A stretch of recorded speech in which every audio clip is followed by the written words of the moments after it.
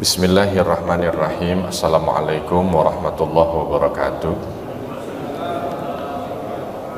Innal hamdalillah nahmaduhu wa nasta'inuhu wa nastaghfiruh wa na'udzu billahi min shururi anfusina wa min sayyiati a'malina. May yahdihillahu fala mudhillalah wa may yudlil fala hadiyalah. Asyhadu an la ilaha illallah wahdahu la syarikalah wa asyhadu anna Muhammadan abduhu wa rasuluhu la nabiyya ba'dah.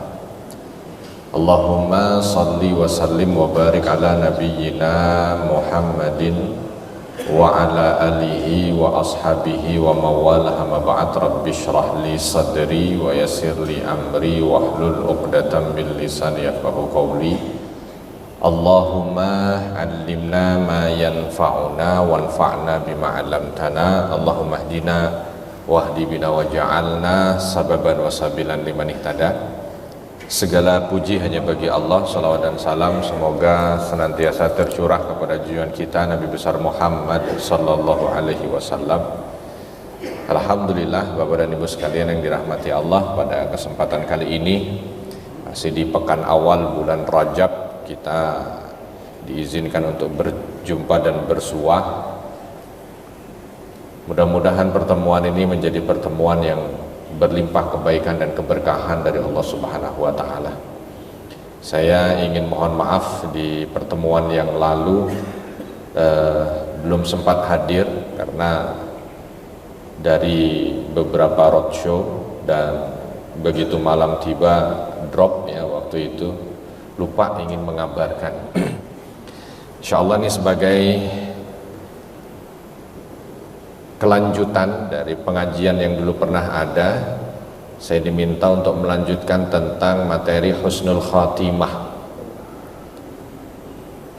Karena ini tidak bisa kabelnya ternyata, saya akan melanjutkan berkaitan dengan masalah husnul khatimah. Kemarin kalau dilihat baru sampai pada pengertian husnul khatimah. Sekarang insya Allah masuk ke tema yang berkaitan dengan tanda husnul khatimah. Nanti ada tanda, lalu ada kiat untuk bisa menggapai husnul khatimah. Nabi SAW pernah menyampaikan dalam sebuah hadis sahih yang diriwayatkan dari Imam Tirmidzi, "Idza aradallahu bi'abdihi khairan ista'malahu."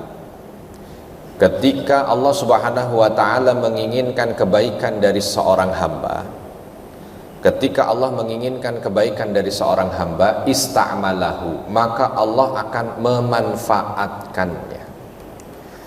Mendengar hadis ini mungkin kita agak bingung kan, maksudnya apa memanfaatkannya? Kalau Allah Subhanahu wa taala menginginkan kebaikan dari seorang hamba, maka Allah akan memanfaatkannya. Nah, ini kan masih umum nih, bisa positif bisa negatif. Memanfaatkan ini maksudnya apa? Sebab bahasa di kita memanfaatkan ini bisa negatif. Oh, kamu hanya dimanfaatkan, oh itu berarti negatif ya. Oh, saya ingin memanfaatkan dia, bisa positif bisa negatif. Karena ini masih bahasa yang memiliki dua sayap, membuat orang yang mendengar itu bingung. Para sahabat ternyata juga begitu. Oleh sebab itu para sahabat radhiyallahu anhum bertanya kepada Nabi, qalu kaifa yasta'miluhu, ya Rasul, makna memanfaatkannya itu bagaimana? Maka Nabi SAW menyampaikan, yuwaffiquhu li'amalin salih qabla mautihi.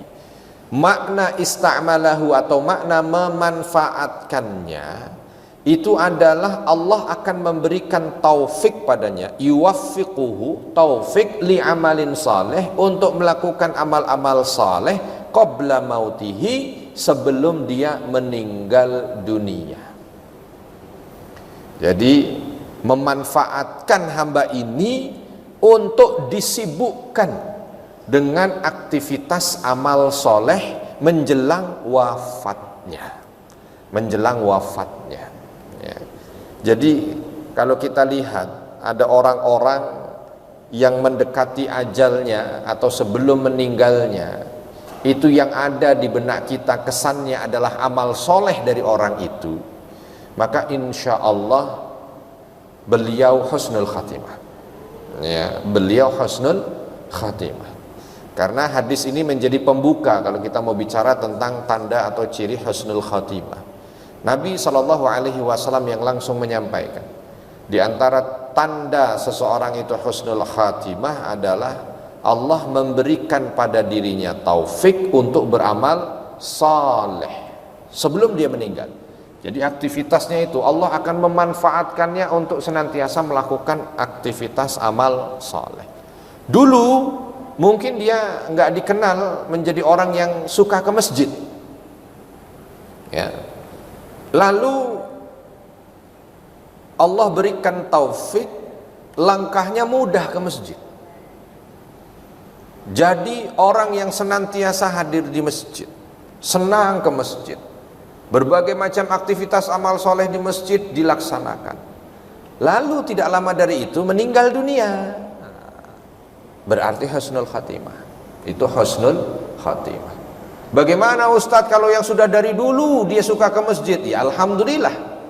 Ya, mudah-mudahan ini akan terus sampai pada akhir hayatnya, sehingga insya Allah dia termasuk golongan husnul khatimah. Karena kalau kita lihat takdir manusia itu ketika berbicara tentang akhir hayatnya ada 4 model Bapak dan Ibu. 2 model disebutkan oleh Nabi Sallallahu Alaihi Wasallam dalam hadis yang diriwayatkan dari Abdullah ibn Mas'ud. Hadis riwayat Bukhari Muslim, bahwa ini kisah ketika Nabi menceritakan tentang proses penciptaan manusia, lalu selanjutnya dilanjutkan dengan model takdir akhir hayat manusia.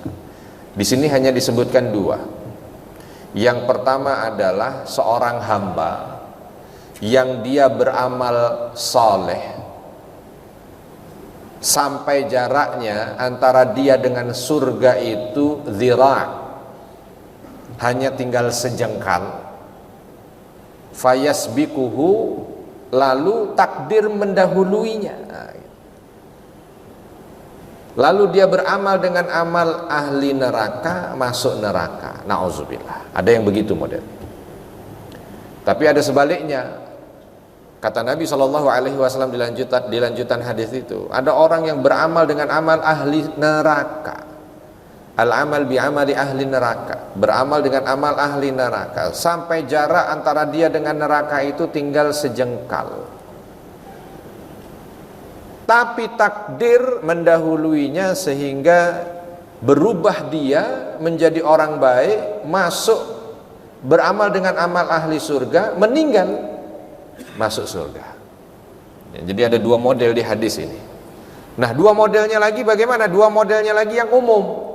2 modelnya itu yang umum tuh orang melakukan amal soleh terus meninggal soleh, surga. Orang melakukan amal buruk terus meninggal buruk, neraka. Tuh umum begitu, normal. Tapi ada yang tadi disebutkan oleh Nabi, beramal soleh tiba-tiba mendekatinya meninggal beramal buruk. Dan 4-4-nya ini ada contohnya semua. Kalau yang beramal baik sampai meninggal baik dan masuk ke dalam surga, contoh para sahabat Nabi. Mayoritas sahabat Nabi begitu. Mayoritas sahabat Nabi itu beramal saleh, meninggal dalam kondisi baik, meninggal dalam kondisi baik, surga. Yang buruk, amalnya buruk sampai meninggal buruk, masuk neraka, Fir'aun, Qarun gitu. Buruk terus, mati buruk, meninggal neraka, Abu Jahal, Abu Lahab. Nah, yang model berikutnya, beramal soleh.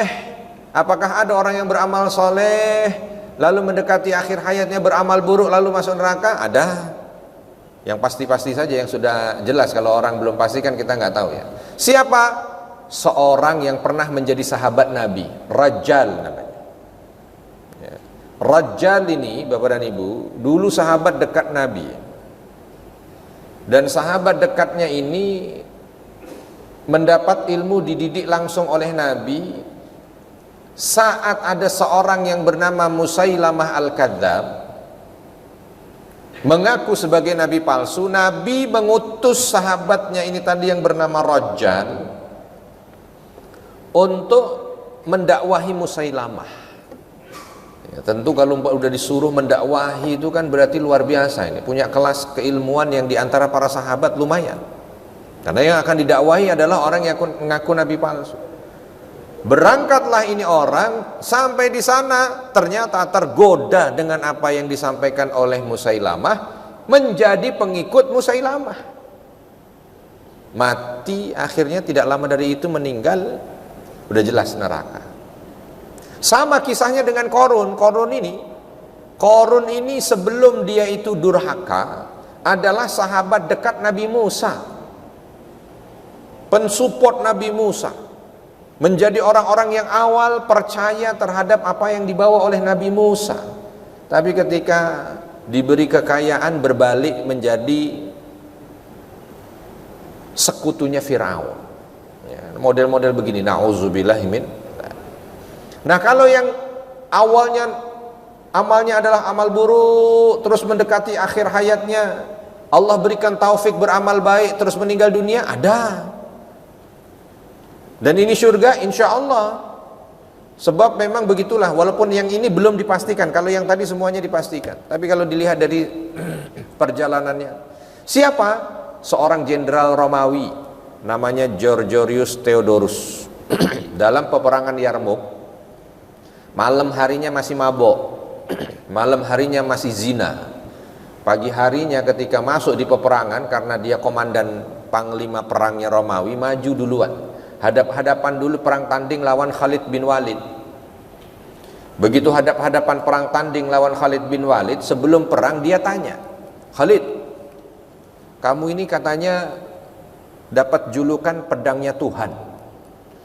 Saya mau lihat dulu sebelum saya bunuh kamu ini, mana pedang Tuhan yang Tuhan kasih ke kamu.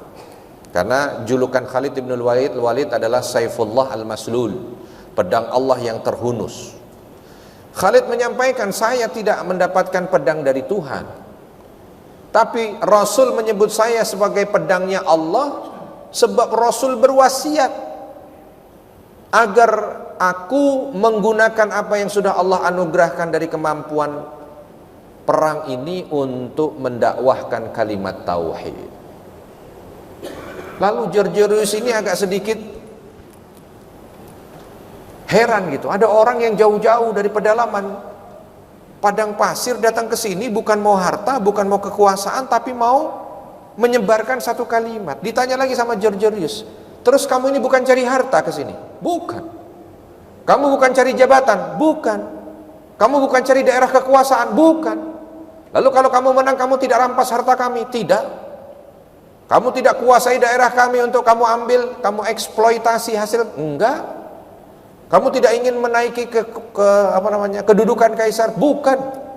Saya hanya ingin menyampaikan, kata Khalid, dakwah, menyampaikan tentang Islam. Ternyata hatinya terpikat, di situ hidayah masuk. Georgius yang tanya, saya belum pernah jumpa orang model seperti ini. Kalau saya mau ikut menjadi orang sepertimu bagaimana? Diajarkan oleh Khalid membaca syahadat, masuk ke Islam, berbalik arah, berada di pasukan kaum muslimin, perang di hari itu, meninggal di hari itu. Sholat duhur pun belum, sebab sebelum duhur sudah meninggal. Tapi sudah bersyahadat, surga. Dan mungkin kita juga banyak yang melihat begitulah ya, kondisi-kondisi kejadian. Pernah dalam satu kesempatan saya mengalami sendiri, Bapak. Kalau bicara tentang ini pilihan Allah memang. Pilihan Allah kalau kita sudah masuk dalam hadis ini, istakmalahu. Tanda orang itu husnul khatimah adalah Allah manfaatkan dia. Dan manfaatkannya ini adalah memanfaatkan dia untuk sibuk dengan amal saleh, sehingga dia akhirnya wafat dengan kondisi begitu. Maka itulah dia yang dipilih oleh Allah untuk bisa mendapatkan akhir yang baik. Karena ternyata enggak semua begitu. Ada kejadian miris tuh yang saya alami sendiri ketika ada satu kesempatan untuk safari dakwah di salah satu kota, tidak perlu saya sebutlah namanya. Di kota itu setelah selesai dari pengajian itu, Jamaahnya alhamdulillah. Tapi selesai pengurus-pengurusnya kumpul, Ustadz pindah, Ustadz ke bandara jam berapa? Jam sekian. Oh, masih ada kesempatan Ustadz, kalau bisa kami ajak ke tempat salah satu saudara kami. Jalannya satu arah ke bandara. Lalu saya bilang, kenapa kita datang? Nanti sambil jalan aja Ustadz, kita cerita. Dah, oke, saya iyakan. Jalanlah di mobil itu cerita. Kita pakai satu mobil untuk rame-rame dengan pengurus. Ustadz, yang mau kita datangi ini adalah orang yang ngajarin kami ngaji dulu. Orang yang mengajarkan abata pada kami, orang yang mengajarkan sholat, rukuk, sujud kami itu yang mengajarkan beliau. Bahkan masjid yang tadi Ustadz lihat jamaahnya sudah Masya Allah itu tadi, yang mengasas untuk berupaya ada masjid di kampung kami beliau. Yang mengumandangkan azan pertama kali beliau.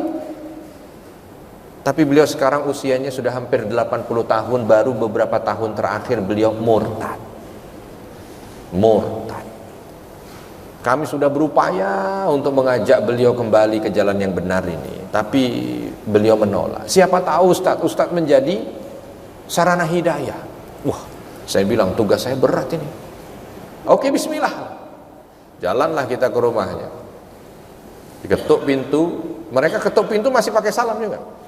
Assalamualaikum. Assalamualaikum. Dari dalam terdengar waalaikumsalam warahmatullahi wabarakatuh. Fasih sekali. Wah, saya sudah alhamdulillah, mungkin ini sudah Islam lagi ini.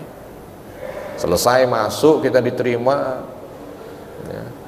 Masih pada cium tangan juga dengan orang itu ya.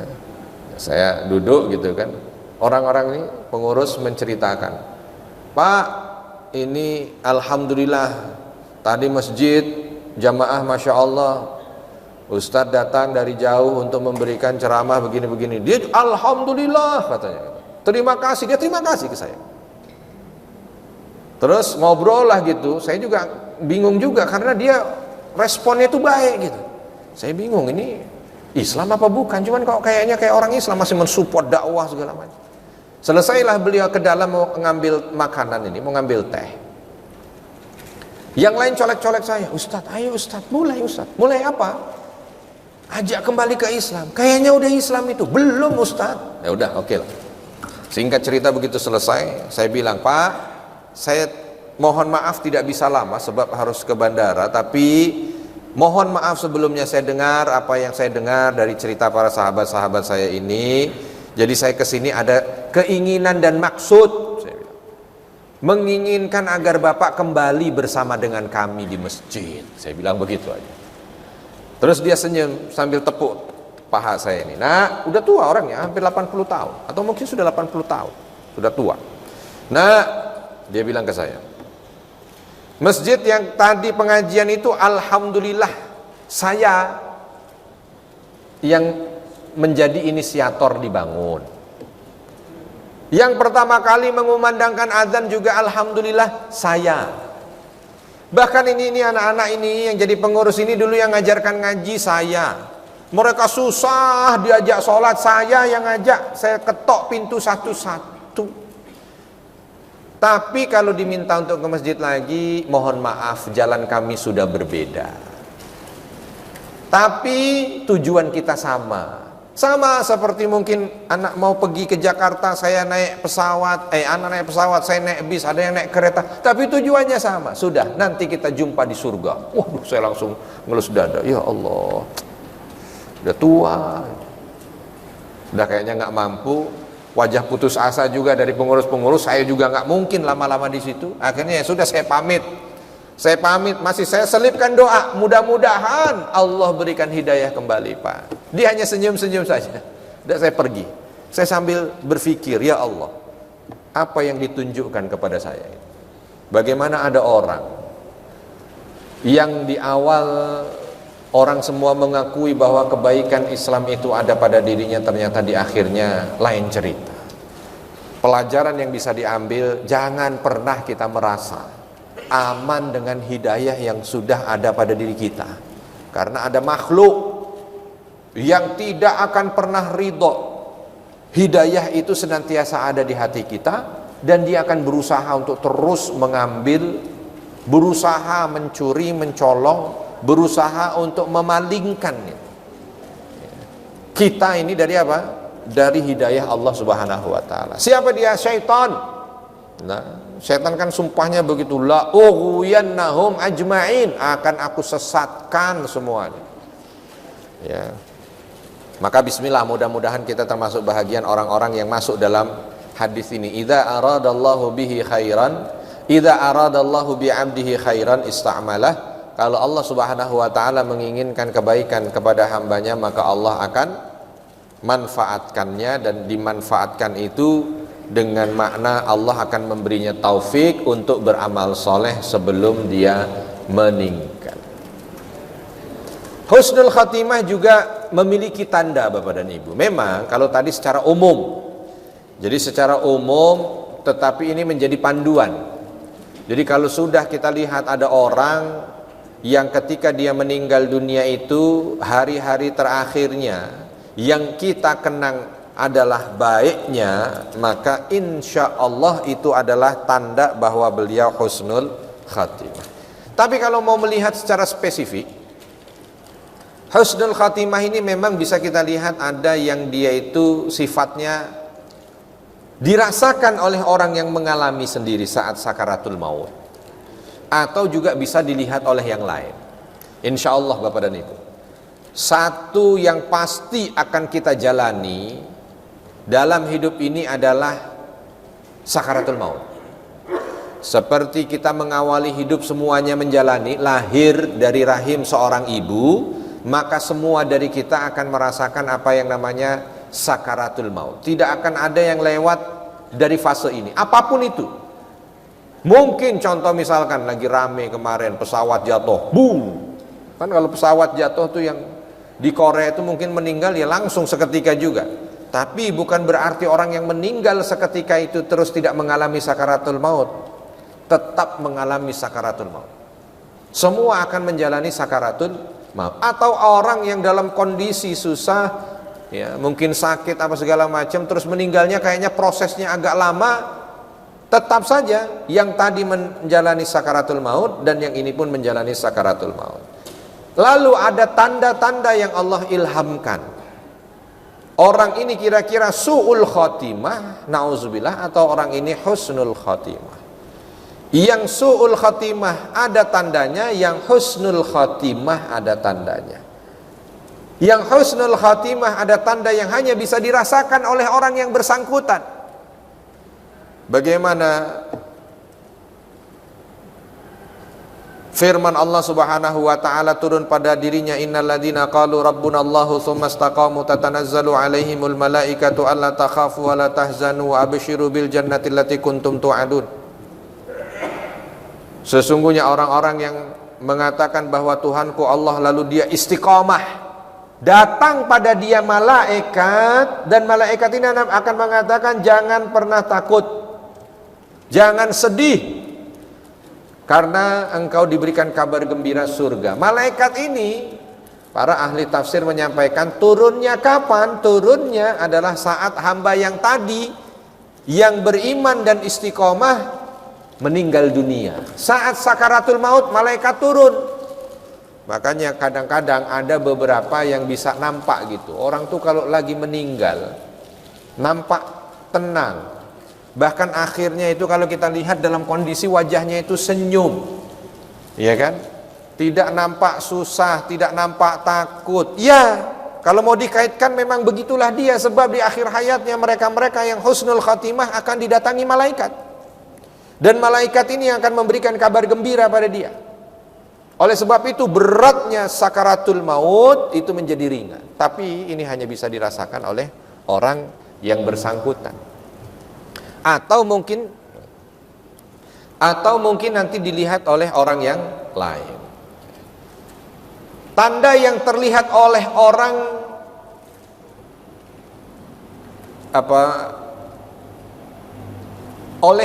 yang bersangkutan. Nah, ini tanda yang dilihat oleh orang yang bersangkutan. Karena ada tanda nanti yang dirasakan oleh orang yang sakaratul maut dan ada tanda yang bisa dilihat oleh orang lain. Sekarang kita bicara tentang yang bisa dirasakan oleh orang yang meninggal. Kita nih sebagai subjek meninggal. Allah Subhanahu wa taala dalam surah Fussilat tadi yang saya sampaikan, menyampaikan dalam firman-Nya ayat 30. A'udzu billahi minasyaitonir rajim. Bismillahirrahmanirrahim. Innal ladzina qalu rabbunallahu tsumma istaqamu tatanazzalu 'alaihimul malaikatu alla takhafu wa la tahzanu wa abshiru bil jannati allati kuntum tu'adun. Sesungguhnya orang-orang yang mengatakan bahwa Tuhan kami adalah Allah, lalu dia istiqomah.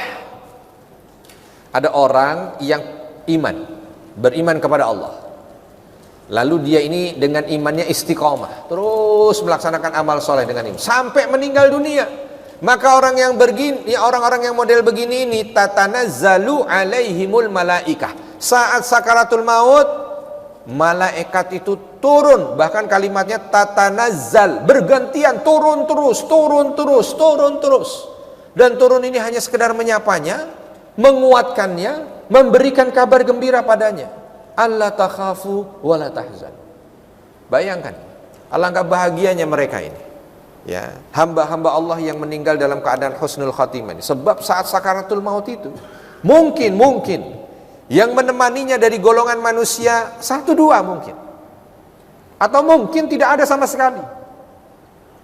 Tapi bersamaan dengan itu malaikat bergantian turun untuk memberikan kabar gembira pada dia, menenangkannya, membuat dia damai. Kalau udah begini ceritanya nggak ada masalah itu. Mau siapapun yang menemani kita dimanapun, ya, ataukah kita sendiri atau ada banyak orang, nggak ada masalah lagi. Sebab apa? Malaikat sudah datang dan memberikan ketenangan tersendiri kepada kita di saat kondisi itu menjadi kondisi yang paling menakutkan dalam kehidupan atau dalam fase kehidupan kita sebagai seorang manusia.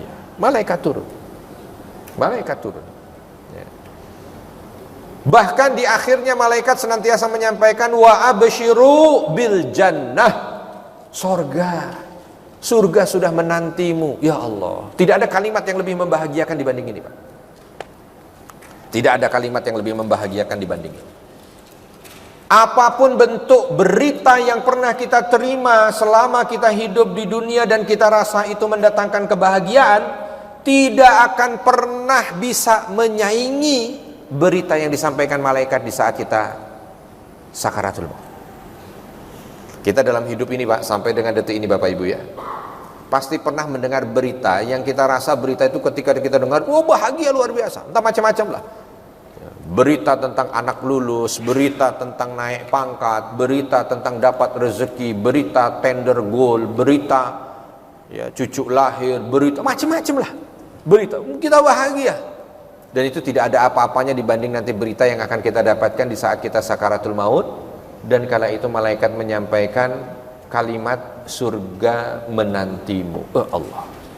Maka langsung itu, ya, kedamaian hadir.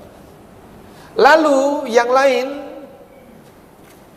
adalah rasa gembira itu. Bukan rasa gembira itu dalam artian dia itu suka meninggal, bukan, tetapi perjumpaan kepada Allah itu menjadi sesuatu yang dinanti. Sebab Nabi SAW dalam sebuah hadis sahih riwayat Muslim, beliau menyampaikan begini, ketika bersama dengan Aisyah radhiyallahu anha, Nabi menyampaikan, man ahabba liqa Allah ahabballahu liqa'ah, wa man kariha liqa Allah karihallahu liqa'ahu. Siapa orangnya yang dia itu senang berjumpa dengan Allah, maka Allah pun akan senang berjumpa dengan dia. Dan barang siapa yang benci berjumpa dengan Allah, maka Allah pun akan benci berjumpa dengan dia. Sama, kalimat ini juga agak membingungkan, Pak. Bagaimana orang senang berjumpa dengan Allah? Kalau arti berjumpa dengan Allah ini diartikan kematian, berarti kan kalau orang senang dengan kematian, maka Allah akan senang dengan dia. Tapi kalau orang benci dengan kematian, takut dengan kematian, Allah akan benci dengan dia. Lalu Aisyah tanya, ya Rasul, apakah ada orang yang tidak benci kematian? Kan semua ini orang takut mati kan? Bapak Ibu yang hadir di sini aja kalau saya tanya, kira-kira kalau disuruh milih ajal meninggal itu nanti siang jam 12 apa 5 tahun lagi, kira-kira pilih mana? Pilih mana kira-kira? Kan? Kalau misal ajal jam 7 nanti, lalu disuruh milih, mau jam 7 sekarang, apa masih 7 bulan lagi? Oh jangan jam 7 dah, kalau bisa ya gak apa-apa deh, 7 bulan lagi nih belum siap. Begitu, belum siap, semuanya belum siap. Bahkan kalau ada pertanyaan, kalau seandainya meninggal sekarang dan dijamin surga, mau nggak kira-kira? Oh jangan dulu Ustaz, masih ada yang begitu, padahal udah dijamin surga masih nanti. Ya, kalau di sini mah insya Allah mau ya Pak ya. Bapak Ibu mau nggak kalau umpama udah dijamin surga ini keluar dari sini meninggal, mau? Masih mikir juga kan, tar dulu Ustaz. Masih ntar dulu. Makanya Aisyah radhiyallahu anha tanya, maksudnya apa ini ya Rasul, maksudnya apa benci dengan pertemuan Allah? Apakah benci dengan kematian? Sebab kalau benci dengan kematian, kullun minna nakrahul maut, semua dari kita ini benci mati, semua dari kita ini takut mati. Makanya di antara bisnis yang pesat juga itu perkembangannya bisnis rumah sakit. Nah itu kan tanda kalau orang itu takut mati. Baru ada berita di Cina kembali ada virus, waduh luar biasa, udah bingung semua orang, gimana ini ada virus lagi katanya, takut mati. Apakah seperti itu? Nabi SAW mengatakan, lah, bukan begitu. Karena memang fitrah, karena manusia itu takut mati itu fitrah. Ya, manusia takut mati fitrah. Sebab takut matinya itu ada positifnya juga. Sehingga dia kalau menciptakan sesuatu semuanya serba menyelamatkan nyawa gitu. Kalau orang nggak takut mati, ya udah ngasal aja bikin kue punya bapak dan ibu yang ibu bapak makan ini, ya ngasal aja dia. Ada racun lah, mau ada apa nggak ada urusan. Ini enggak, akhirnya apa? Ada BP pop, nah gitu kan, itu kan awalnya takut mati. Jangan sampai nyawa ini melayang begitu saja kan. Ya ada baiknya, ada positifnya. Maka Nabi mengatakan bukan, takut mati itu bukan itu yang dimaksud. Benci jumpa dengan Allah itu bukan takut mati, sebab semua orang takut mati. Tetapi yang dimaksud orang yang benci ketemu Allah dan suka ketemu Allah itu adalah ketika seorang mukmin apabila diberi kabar gembira tentang rahmat dan ampunan Allah, ya, ada kabar gembira Allah itu Maha Rahman, Allah itu Maha Rahim, Allah itu Maha kasih sayang, Allah itu Maha ampunannya luas. Maka bersegera dia untuk mendapatkan pengampunan itu. Gimana caranya? Karena dia ingin kalau jumpa dengan Allah itu dalam kondisi bersih. Ingin ketika jumpa dengan Allah itu dalam kondisi baik. Ya, begitu. Luar biasa. Makanya ada seorang ulama besar ketika mau meninggal dunia dalam kondisi sakaratul maut, murid-muridnya itu pada nangis Bapak Ibu. Nangis, sedihlah kehilangan guru itu kan. Tapi ulama ini yang marah. Kenapa kalian nangis? Lalu muridnya jawab, bagaimana kami tidak sedih wahai guru? Kalau memang ini adalah akhir dari hidupmu, maka ajalmu sudah dekat. Lalu gurunya ini bilang, bagaimana kalian menangisi tentang perjalananku berikutnya, sedangkan aku akan berjumpa dengan zat yang paling aku cintai. Aku akan berjumpa dengan zat yang paling aku cintai. Maka ketika engkau menangisi aku berjumpa dengan Robku, maka dengan sendirinya sebenarnya engkau tidak tulus mencintaiku. Jadi ada orang yang begitu, ketika meninggal dunia itu yang ada dalam bayangannya adalah berjumpa dengan zat yang paling mencintainya, dan punya keyakinan zat yang paling mencintainya ini tidak akan pernah mungkin menyia-nyiakannya. Makanya Nabi SAW akhir hayatnya, ya, beliau itu kalimat, di antara kalimat-kalimat thayyibah yang disampaikan adalah kalimat ila rafiqil a'la, menuju zat yang maha tinggi yang senantiasa memberikan naungan. Itu kan luar biasa. karena sudah punya rasa itu. Kalau berjumpa dengan Allah dengan harapan pengampunan, dengan harapan maghfirah, dengan harapan rahmat, itu luar biasa ya, membahagiakan. Maka kematian buat seorang muslim, kematian buat seorang mukmin itu bukan sesuatu yang menakutkan, tapi sesuatu yang membahagiakan. Sebab dengan itu rehat sudah, dengan itu istirahat sudah ya. Di alam berikutnya yang diterima adalah rahmat dan pengampunan dari Allah Subhanahu wa ta'ala. Beda dengan orang-orang kafir ya, dia merasa bahwa apa yang ada pada dirinya itu hanya mendatangkan murka dari Allah, maka dia benci sekali ya. Ketika dia meninggal dunia dia benci. Nah, ini tanda juga, tanda keridhaan ya, tanda kalau orang itu husnul khotimah dan itu dilihat dari dirinya adalah ridhonya dia menjalani kematian. Ridhonya, bukan putus asanya ya, beda. Orang putus asa itu biasanya memang dia berani mati, tapi karena berani matinya itu sebabnya putus asa, perilakunya buruk, bunuh diri gitu ya. Jangan dianggap orang-orang yang lompat dari jembatan gitu kan, terus ke bawah jatuh mati, lalu duduk di rel kereta ketabrak kereta mati, gantung diri mati. Itu orang yang ridho dengan kematian? Bukan, itu orang putus asa dengan hidup. Kalau putus asa dengan hidup lain. Tapi kalau orang ridho dengan kematian ini, ketika ada kalimat-kalimat yang seolah mengarah dia pada kematian, senyum aja dia. Mungkin takdir hayatnya itu sakit, lalu dokter bilang kayaknya nggak lama lagi pak. Senyum aja. Insya Allah yang penting rahmat Allah hadir. Udah begitu aja ya. Mungkin karena dilihat dari sisi usia, di antara yang lain paling tua misalnya ya.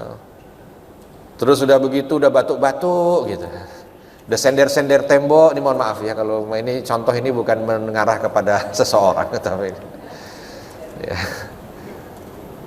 Tapi hadir keridhaan di hatinya, ya Allah, kalau memang sudah dekat waktunya hamba ridho. Begitu tuh kalimat-kalimat itu ya, kalau memang sudah dekat waktunya hamba ridho. Yang sudah seperti ini tanda bahwa insya Allah beliau husnul khotimah ya. Beliau husnul khotimah ya. Banyak kisah-kisah dari para sahabat Nabi SAW atau dari para ulama-ulama, orang-orang soleh terdahulu ya, yang mengisahkan tentang bagaimana keridhaan mereka. Momen kematian dekat, tidur. Momen kematian dekat, lagi naik pesawat, tiba-tiba turbulen Ustadz. Ya nggak juga harus begitu ekstrimnya. Walaupun saya pernah begitu. Naik pesawat, ada 3 lah ibu-ibu itu di depan saya itu. Waktu pesawat naik cekakaan, cekakak cekiki lah gitu lah ya. Turbulen. Ternyata kondisi-kondisi begitu membuat orang itu ingat Allah lah. Semua orang itu la ilaha illallah, la ilaha illallah. Termasuk ibu-ibu ini nggak jilbaban. Tiba-tiba rogoh-rogoh tas yang ada di bawahnya, saya nggak tahu apa. Tiba-tiba ambil kain ditutup, rambutnya ditutup. Mungkin kalau pikiran dia kalau dia meninggal dunia saya tutup aurat ya. Ngelihat tampang manusia-manusia itu kalau sudah mendekati kematian itu memang la ilaha illallah semuanya, la ilaha illallah. Ya begitulah ya. Begitu udah reda, copot lagi, masuk lagi. Lupa lagi. Kadang-kadang momen mendekati kematian itu mengingatkan seseorang. Nah, kita juga begitu, ada hal-hal yang mungkin membuat kita, hal-hal yang mendekatkan kita pada kematian, ingatkan kita dengan kalimat-kalimat thayyibah ya, kalimat tauhid. Mau tidur ucap la ilaha illallah. Apalagi yang memungkinkan kita itu ya, meninggal tuh apalagi ya, sekarang banyak ya, naik mobil juga kan begitu, nauzubillah tuh banyak kecelakaan ya, udah ucapkan sebelum berangkat la ilaha illallah, terus la ilaha illallah, apalagi la ilaha illallah. Saya kira itu dulu, ada beberapa 1, 2, 3, 4, 5, 6, 7, 8, 9, 10 lagi sebab-sebab yang dilihat dari orang lain. Nanti kalau ada kesempatan kita akan lanjutkan, karena waktu yang diberikan ini masih ada. Apa mau tanya, sudah disebutkan bahwa husnul khotimah itu bisa terlihat dengan beberapa tanda-tanda. Tentunya barangkali ini hanya orang-orang tertentu yang mengetahui ini, sehingga orang tersebut bisa mengatakan begitu.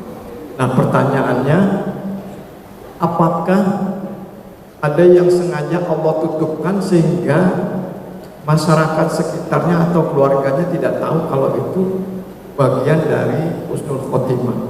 Seperti saya teringat di dalam kisah nyata yang ditulis di dalam kitab Mawaizul Usfuriyah. Di situ ada jenazah yang tidak diketahui tanda-tanda kebaikannya, sehingga masyarakatnya tidak menyolatkan, tidak memandikan, tidak mengkafankan, bahkan jenazahnya dibuang ke tempat pembuangan sampah. Yang pada akhirnya di saat yang sama ada salah seorang nabi di zaman Bani Israel itu diberikan wahyu, kemudian menyampaikan bahwa jenazah tersebut oleh Allah ditetapkan sebagai salah satu wali Allah yang ada di muka bumi, justru sebagai wali. Maka nabi tersebut diperintahkan untuk mengkafani dan menyolatkan. Nah, pertanyaannya tadi, apakah tanda-tanda itu bisa saja tidak nampak secara zahir, tapi sesungguhnya orang tersebut memiliki amaliyah batin yang orang lain tidak tahu? Itu pertama pertanyaan. Kemudian yang kedua, kita seringkali ketika mendengar orang-orang atau karib kerabat yang meninggal, kita selalu mengucapkan semacam doa dengan ucapan semoga almarhumah husnul khotimah. Padahal doa itu barangkali seyogianya disebutkan atau didoakan sebelum meninggal, tapi ini rata-rata sesudah meninggal kita doakan semoga husnul khotimah, padahal kematiannya sudah berakhir. Apakah itu masih boleh? Demikian, terima kasih. Baik, alhamdulillah, pertanyaan yang bagus ya. Yang pertama, bagaimana dengan tanda-tanda husnul khotimah ini? Apakah ada yang tidak diperlihatkan kepada siapapun? Ya, bahkan dalam kisah tadi ekstrim sekali, ya, sampai dibuang. Tentu yang disebutkan ini yang normal. Ya, kalau abnormal atau bukan abnormal bahasanya, kharikul adah, ya, di luar kebiasaan, pasti ada itu. Ya, hal-hal yang seperti itu tuh pasti ada. Tapi kenapa tidak disebut? Ini persentasenya mungkin cuma 0,0001%. Kalaupun ada, ya, persentasenya yang sangat kecil. Kalau ditanya apakah ada, sangat memungkinkan ada. Hal-hal yang seperti itu sangat memungkinkan ada, tapi persentasenya memang sangat kecil. Sehingga kita biar fokusnya pada hal yang memang normal, ya, hal yang sifatnya normal. Ya, contoh misalkan, ya, kalau hadisnya menyampaikan orang yang meninggal dunia lalu disolatkan 40 min ahli tauhid, 40 jamaah dari orang-orang yang dia itu bertauhid, ya, kepada Allah Subhanahu wa taala, maka dia aman dari siksa kubur. Ya, itu aja yang kita pakai. Ya, itu aja yang kita pakai. Ya. Secara umum, perihal nanti ternyata ada yang sampai nggak disolatkan sama sekali, ternyata dia orang baik, itu hal lain. Tapi itu hanya hal yang mungkin bukan cuman jarang ya, tapi sangat langka, gitu. Langka aja pakai sangat. Umumnya ya sudah, itu yang kita pakai. Yang mengucapkan syahadat, yaitu umumnya yang kita pakai. Nah, yang sangat langka ini adalah hak prerogatif Allah. Allah yang ingin membuat ini, Allah yang ingin membuat itu, Allah yang macam-macam. Ya, nanti itu Allah yang, seperti kemarin ada rame ketika saya satu aktivitas perjalanan gitu, beberapa orang cerita tentang hal yang terjadi di kampungnya juga. Ya, ada orang yang sudah meninggal lama, terus karena musim hujan ini longsor kuburannya, dan akhirnya mau tidak mau harus diperbaiki beberapa kubur. Tiba-tiba masih ada dijumpai satu jenazah itu yang masih utuh, masih utuh dan tidak mengelupas walau kulit. Saya nggak tahu bagaimana bentuknya, sebab mereka tunjukkan fotonya, saya nggak berani lihatnya juga gitu. Udah insya Allah lah itu udah kebaikan buat beliau, biar tidak perlu dia. Yang menjadi pertanyaan mereka ini bukan terkenal sebagai orang yang alim mungkin atau kiai, orang biasa, dan itu memang terlalu lama sudah. Ini zamannya adalah zaman buyut-buyut mereka, nggak ada informasi tentang orang ini bagaimana. Biasanya nampaknya orang biasa, cuma yang mengagetkan begitu mau dipindah kok jenazahnya. Itulah dia, wallahu alam. Karena kadang-kadang amalan kita ini kan macam-macam, Pak. Ada yang nampaknya secara zahir di kasat mata manusia, wah kayaknya orang soleh, padahal mungkin orang paling bobrok, bisa jadi. Atau ada orang yang nggak dipandang sama sekali, tetapi luar biasa. Makanya saya kadang-kadang, kita ini perlu untuk introspeksi. Jangan kira diri kita ini orang soleh, jangan kira diri kita ini orang baik. Ada orang-orang yang di luar sana mungkin nggak nginjak masjid kita ini, tapi di mata Allah dia orang baik. Siapa? Contoh orang-orang yang dikasih beban hidupnya luar biasa. Dia rumah aja nggak punya, harus tinggal di tenda misalkan. Penghasilannya juga nggak mencukupi makan aja, masuk kategori fakir aja nggak, tapi dia masih bisa senyum, masih bisa rela dengan takdir Allah, nggak pernah mengumpat Allah. Kita sering ke masjid, fasilitas sudah diberi banyak sama Allah, tapi ke masjidnya itu doanya masih, ya Allah kurang rezeki hamba ya Allah, masih begitu. Kalau bisa tambah lagi rezeki hamba ya Allah, kurang aja, doanya kurang aja. Yang sono mungkin sholatnya ya dengan segala keterbatasan tempat yang dia miliki, tapi doanya setelah sholat itu hanya ya Allah hamba ridho, ya Allah hamba ikhlas, ya Allah hamba. Coba bayangkan, beda sana sama sini, beda. Tapi amalan hati itu memang lain ya. Oleh sebab itu ini, karena hanya Allah yang tahu, ya hak prerogatif Allah subhanahu. Kalau ditanya ada. Karena manusia ini macam-macam. Manusia ini macam-macam. Nah ini sebenarnya introspeksi untuk kita pribadi masing-masing. Apakah kita ini termasuk orang yang sudah baik di hadapan Allah? Sebab alangkah banyak orang, apalagi di akhir zaman seperti kita ini, dia itu berupaya untuk terlihat baik di hadapan manusia. Gimana caranya mencari jalan baik di hadapan manusia, mati-matian dia. Tapi untuk baik di hadapan Allah itu kok kayaknya susah. Padahal yang utama dari hidup manusia itu bukan baik di hadapan makhluk, tapi baik di hadapan Allah. Ya sama yang tadi saya bilang, bukan nggak boleh doa minta-minta, boleh silakan. Tapi kan kelihatan kan, dari rasa aja kelihatan. Ini orang yang tidak dapat apa-apa dari dunia, semuanya serba susah, tapi doanya kepada Allah itu ya Allah hamba ridho. Coba, dengan orang yang sudah dikasih berbagai macam kemudahan, tapi doanya masih ya Allah kalau bisa ya Allah tahun ini ya Allah hamba dapat ini lagi. Kan kelihatan aja, dari rasa aja udah kelihatan. Bukan saya bilang ini boleh ini nggak boleh, bukan, tapi dari rasa kelihatan bagaimana yang baik ya, bagaimana yang baik. Itu kurang lebih begitu, Pak. Pertanyaan kedua tadi. Iya. Semoga almarhum husnul khotimah. Bagaimana Ustadz, kan udah meninggal, masa kita doanya husnul khotimah? Boleh nggak? Boleh. Ini kalau dalam bahasa Arab itu unik, Pak. Ya kita masuknya bahasa Arab aja. Ada bahasa Arab ini doa. Ada kalimat-kalimat itu kalimat sekarang mengungkapkan untuk yang akan datang. Kalimat yang akan datang mengungkapkan untuk sesuatu yang sudah lampau. Nggak apa-apa, udah biarin aja. Ya kalau namanya doa baik itu biarin, nggak apa-apa. Semoga beliau husnul khotimah, ya nggak apa-apa. Sebab itu juga goib, ya semua goib. Kita nggak tahu, kecuali kalau yang kita sudah tahu, ya namanya udah tahu ya sudah.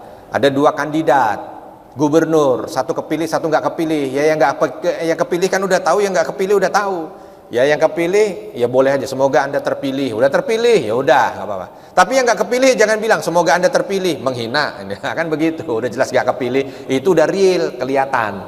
Cuman kalau yang nggak kelihatan nggak apa-apa. Ya. Contoh seperti semoga apalah gitu ya. Yang dia itu sudah lampau, ya nggak apa-apa udah. Ya. Kita doakan, nggak ada masalah. Ya. Sama sih orang pulang haji, semoga hajinya mabrur, ya udah lewat ini, udah lewat. Mau sekarang mendoakan sebelum berangkat, nah gitu. Tapi kan kadang-kadang ya kita juga tetap mendoakan beliau. Ya nggak apa-apa. Ini ya apa namanya itu istilahnya, i'tibar makan, ya sesuatu yang dilihatnya sebelum lah. Itu insya Allah begitulah. Kurang lebih begitu Pak ya. Jadi nggak apa-apa doain Pak, jangan nggak didoain. Sebab kan kita bingung juga mau doain siapa ini. Kalau ketemu orang yang masih hidup, semoga husnul khotimah ya. Ntar orang negatif, doain mati, begitu kan. Ya udah mending nunggu dia mati baru kita doain husnul khotimah lah. Ya itu tidak menyinggung perasaan, gitu ya. Baik, satu lagi mungkin. Ya terakhir.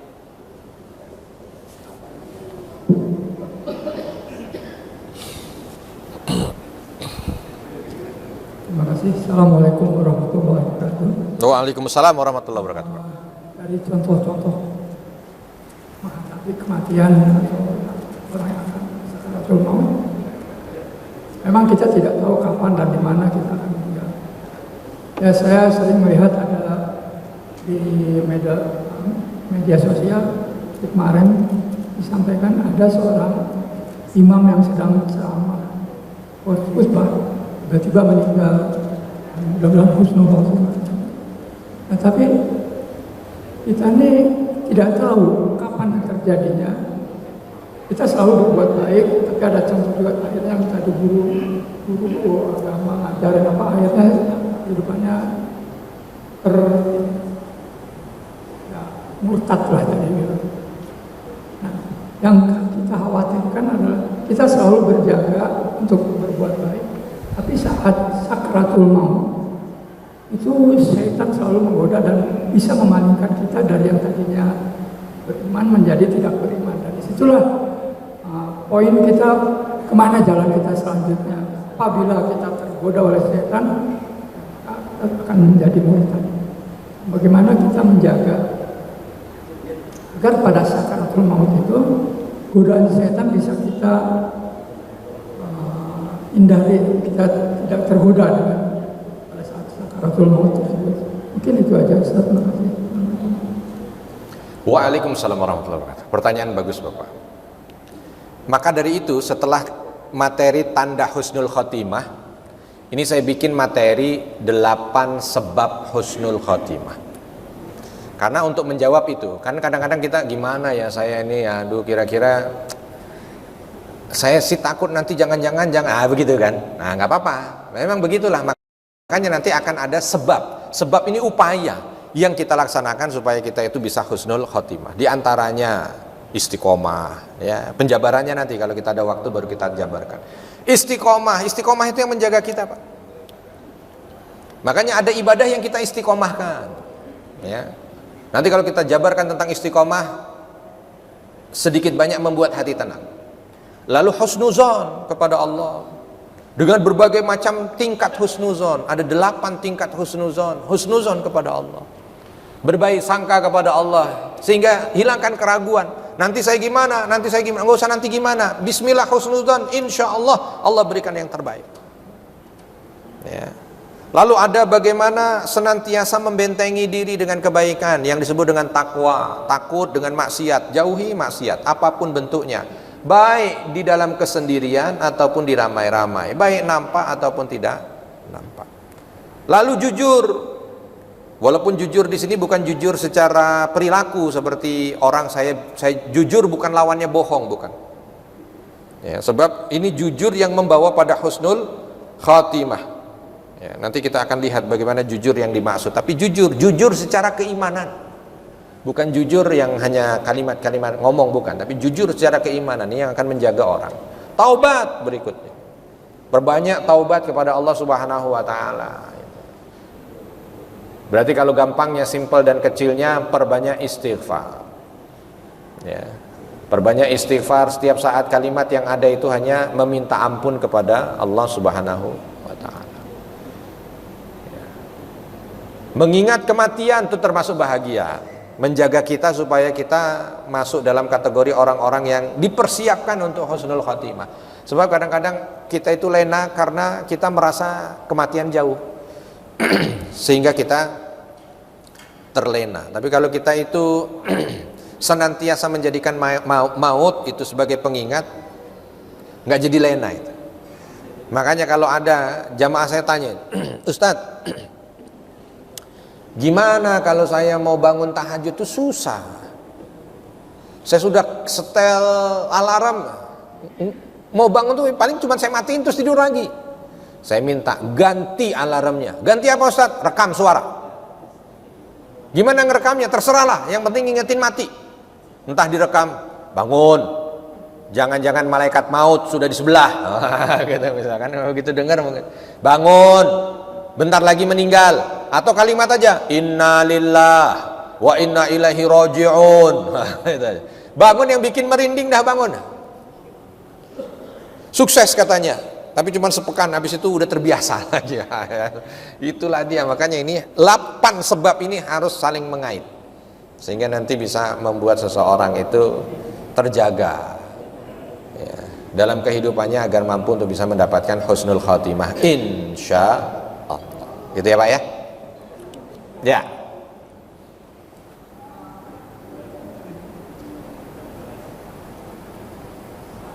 Halo. Ya. Saat kita sholat jenazah, Salat jenazah. itu suka ada saksian. Apakah orang ini baik? Kita nggak kenal sama orang. Apakah kita mungkin? Iya, ikut aja Pak, baik gitu aja udah. Menjadi kesaksian baik itu seolah sedekah aja buat yang lain, buat yang akhir. Kok kamu tahu kalau itu baik?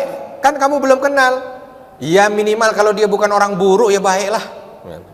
Terus kalau udah orang sekarang kanan kiri baik, ya insya Allah baik nggak apa-apa, baik, ya nggak ada masalah Pak. Ya kalau mama ditanya baik, khair gitu aja, baik. Kalaupun ternyata kita kenal akrab dengan dia dan dia itu juga jelek, nggak usah kita ngomong baik jelek, jangan juga Pak udah. Ya itu analogikanya begitu Pak. Yang udah kita kenal jelek aja kalau udahlah itu sedekah terakhir kita lah ke dia, yang sangat bermanfaat untuk dia. Begitu ditanya baik udah gitu.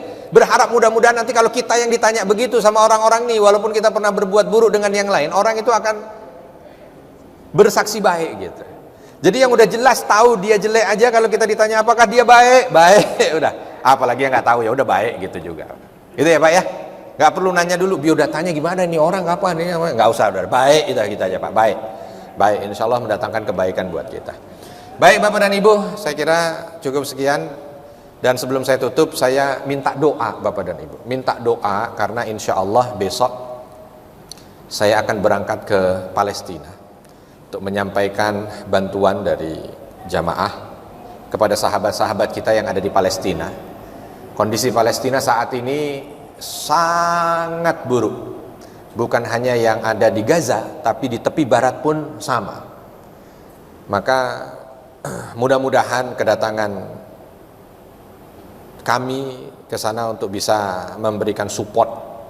Ya tidak seberapa kalau dari segi materinya, sangat kecil sekali dibanding dengan kebutuhan beliau-beliau, tetapi minimal mampu untuk bisa memberikan support ya, dalam perjuangan dakwah. Bayangkan mereka itu, karena besok saya datang ke tepi barat bukan ke Gaza. Sebab tepi barat ini juga tidak kalah mengerikannya, mulai dari Baitul Maqdis, Jenin, Nablus, itu luar biasa ya. Sejak 7 Oktober itu penjajah Israel itu membabi buta, melakukan berbagai macam ekspansi mereka, penjajahan mereka, sehingga banyak sekali dari sahabat-sahabat kita yang di sana itu tidak tinggal di pengungsian, sebab tidak ada relokasi pengungsian, tidak ada, tapi tinggal di pinggir-pinggir jalan ya, sebab rumah mereka sudah diboldoser. Mau pindah kemana? Yang punya keluarga bisa pindah ke tempat keluarganya, yang nggak punya akhirnya tinggal di begitu. Ya mungkin karena dia tinggal di pinggir jalan, bukan di tempat yang dalam tanda kutip dianggap konflik, maka tidak ada yang perhatian. Beda dengan beberapa tempat yang mungkin sudah dilokalisir untuk menjadi tempat pengungsian, ada bantuan apa segala, mereka tidak. Yang lebih miris lagi sahabat-sahabat kita yang menjaga di garis depan Masjidil Aqsa ya. Setahun belakangan ini mereka-mereka yang dianggap menjadi pejuang bagi kita gitu ya, teroris buat mereka, itu langsung di blacklist semuanya ya. Sehingga mereka susah dapat penghasilan, susah untuk bisa mendapat tempat tinggal, karena rata-rata di antara mereka masih banyak yang ngontrak. Ya kebayangkan yang muazzinnya Masjidil Aqsa akhirnya mau kerja dimanapun tidak boleh, yang biasa menjaga supaya Masjidil Aqsa tidak diambil, dirampas juga tidak boleh kerja, yang bersih-bersih semuanya dikriminalisasikan oleh penjajah. Tapi kalau mereka ini mundur dari masjid, siapa yang akan menggantikan? Oleh sebab itu mereka berada di garis depan. Biarlah hidup kami begitu sulitnya, yang penting kiblat pertama umat Islam ini, masjid kedua yang dibangun di atas muka bumi dan tanah suci ketiga buat umat Islam ini terjaga. Coba bayangkan, alangkah mulianya mereka.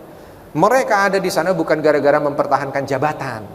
Di saat orang saat ini mati-matian mempertahankan jabatan.